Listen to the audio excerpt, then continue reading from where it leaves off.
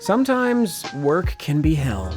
And that is just the case today because the figure we'll be looking at is Nendoroid number 506, Hozuki, from Hozuki no Reitetsu, which is a really funny anime and manga.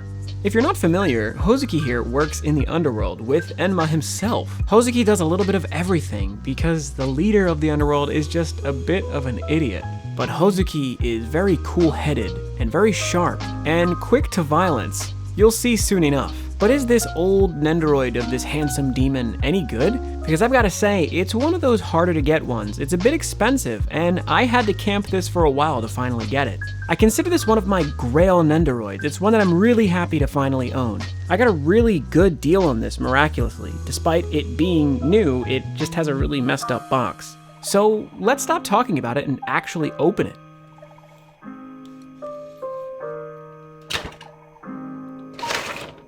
So then this is it here. Inside of his blister, he comes with everything all in this one piece of plastic.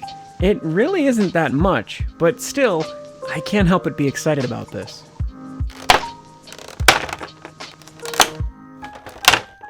And here he is, Hozuki, and I've got to say he looks great. Up close, you can really see some wonderful details, and I'm glad that they packed it all in this way, especially the lantern on the back of his robe. It looks perfect. All in all, it's pretty simple. Obviously enough, he's wearing this robe, so he can't really be doing too much, but I am glad to say that they actually gave him articulating legs here. But before we get into that, let's just start with the overall articulation. Hozuki may be an older Nendoroid, but he still has some of the regular articulation that you've come to know and expect from many of them. His head goes up and down because of that little hinged ball right there in the middle at his neck, which can turn left and right as well, so it does pretty much what you need. His arms are on simple peg joints, so they can just go up and down. That's pretty much all they do, but that's pretty normal for a lot of Nendos. His hands are on simple pegs, which can just swivel left and right, and these are of course swappable as well. Now he does have a waist joint right here below his belt, you'll see. He can actually turn that bottom portion of his robe, which is fine. It just has a simple peg joint, but that's pretty much what we come to expect from a lot of these. Now, like I said, I'm happy to see that his legs are posable. Very cute, he has tiny little sandals on his feet, and he actually seems to be wearing some white shorts under the robe, which I think is fine detail, though his legs are attached with ball joints, which is just like the Umaru one. They can move around as they need to, but you're probably going to be using a stand for him anyway, so no big deal there. Overall, I don't expect much from a Nendo like this. I know that he's not going to have crazy articulation, though I think that the overall idea of Hozuki is executed perfectly here. This, unmistakably, is Hozuki. This looks nearly perfect. That little M-styled mouth, his incredibly striking eyes and face, everything looks wonderful. Even that little horn there, really cute. The hair sculpt is fine, all the details are well enough done, and yeah, I can't find any complaints yet. The only thing that I'll say is that if you're buying this Nendoroid these days, you're going to spend something like $100 or more on this. And since it's an older Nendoroid, a lot of times it won't seem like it's really worth it. Really decide how much you like Hozuki, because I myself love him, and that's why I got this. But like any good Nendoroid, he's going to come with the ability to remove his hair, and his horn is actually attached to the hair, thankfully. Then his face will come off, and now with that hollowed out cranium, we can go ahead and cover that nightmare with a new one. Pop the hair back on, and we will be in business. And there we have it. From his neutral face here, which is already kind of stern, we now have this enraged look on his face, and I've got to say, I do like it. Once you get closer up in his grill, you can see just how angry he is, with his teeth bared, eyes wide, and pupils somewhat dilated there. He looks ready to attack. And what better way to transition us into the next accessory?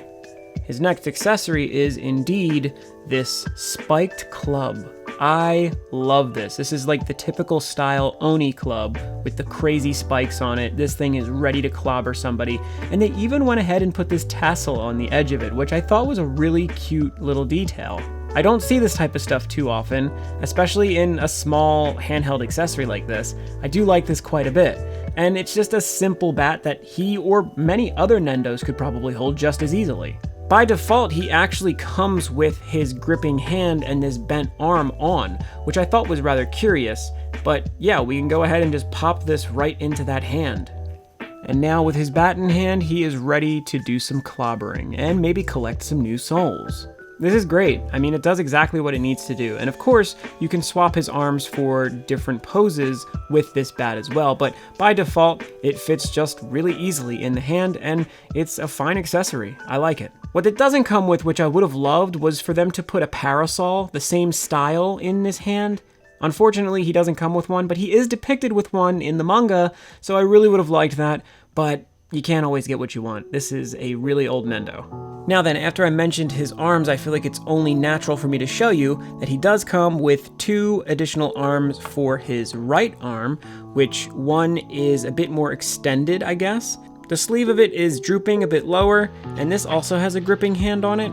I guess this would be easier to have him hold it straight out rather than putting it behind him, which is what the typical hand that he actually comes with equipped is a bit more like. This one's just a bit straighter, it's not as angled, which is fine. But then in addition to this one, he also comes with this arm as well, which seems very similar, though it's flatter on the side, which would allow him to hold his arm much closer to his waist.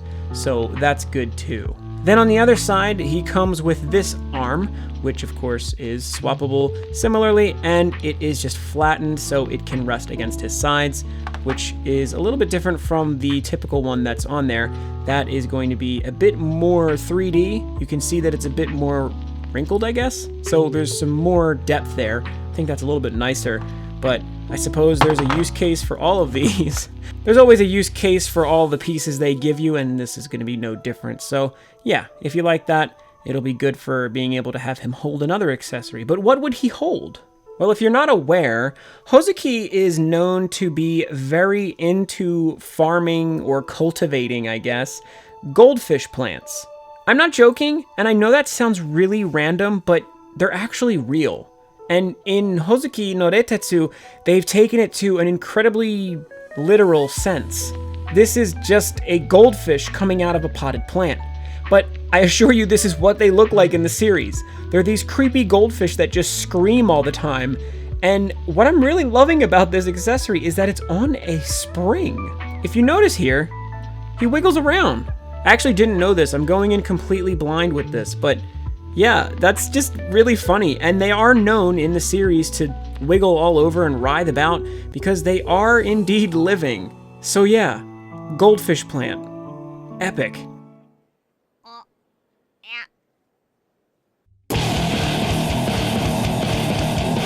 But as I said, he would be able to hold these better, I guess, with the flatter arms, because they could cup the side a little bit easier, I suppose. I don't know, I could be wrong. Whatever, I'll figure it out in the posing segment. And there's one final accessory, which I suppose he could hold, but ultimately, this one could stand on its own. Because it's none other than Shiro, the dog. Yes, the cute little white dog that hangs out with him throughout the series is included as an accessory, and I love this because Shiro is one of the cutest characters in the series, and this depiction of him is just adorable. It's so simple, but so cute. His front legs have some articulation here. They can go up and down. I would be careful with this thing though, because it's pretty small, so I would imagine it's a bit fragile, and yeah. It does have a simple side to side on the head, and the tail, I don't even want to try. So yeah, I'm not even going to try with that, but still, I guess you could move his legs a little bit and his head, which is fine. This is an adorable inclusion, and I do love it. And like any other Nendoroid, last but not least, is the stand. The stand, of course, comes with this arm, which has 3 different hinges there, and is perfectly fine for standing him up. But I'll remind you, I have Nendoroid easels, and I think these might work just a little bit better for Mr. Hozuki here. So this figure doesn't come with a ton, which made this video a little bit easier and quicker to make. And that's fine, because this is Nendoroid 506. I have more recent Nendoroids that are up to 1300, so there's been a lot of development in between this time. Though I do think that for the time, it is a decent Nendoroid. I like it a lot. Personally, I think the most important thing is the way that it's depicted. This looks exactly like Hozuki. They couldn't have done it any better. I would have liked to have seen him come with the parasol like I said earlier, and one more faceplate would have really sealed the deal for this. But there's not a ton of Hozuki no Reitetsu merch out there, and the stuff that is out there isn't quite the stuff that I would normally collect. And he was probably a lot cheaper at launch compared to some of this new stuff. It's a bit of an older series, but I'd absolutely recommend you watch it or read it. It's incredibly funny, and it's a lot of fun because there's lots of awesome references to mythology and yokai and stuff like that. More context actually makes this show really great. When you're watching it, you'll find out lots of fun information about Japanese mythology and stuff. And the more you look into it, the more you'll understand and the more the jokes will hit. But that's besides the point. Hozuki here is a fine Nendoroid. He poses just about as well as any other. There's not terribly much to do with his legs because obviously they're inside of his robe and his arms are on simple peg joints. But that's what we get with a lot of Nendoroids, so you can't even fault him for that. With limited articulation, they were still able to make this seem like it was worth the money. Because again, if you put this against any other Nendoroid, I'd say this is a better representation of the character than so many others I have. With all things considered, I'm going to give the Hozuki Nendoroid a solid 7 out of 10. I love this Nendoroid, but I do think if he came with his pipe maybe, that would have been a better thing to feature him with, or a parasol, and also, his one arm is essentially useless. He has the alternate arm for holding the pot, but it's really not much more than that. Still, I think he's awesome. But what do you think? Am I just biased because I like this show? Probably. Why don't you comment below and let me know what you thought about this figure? Did you watch Hozuki or read it? What did you think of the show? Make sure to like the video too because that does help. There's going to be a link on screen for HobbyLink Japan for you to check out and get some figures, and some of that money will come my way. But don't worry, you'll pay no extra. There will also be a video on screen for you to check out as well, so make sure to check that out. Even if you've already seen it, just watch it again. Thank you so much for watching. Have an amazing day, and keep on collecting.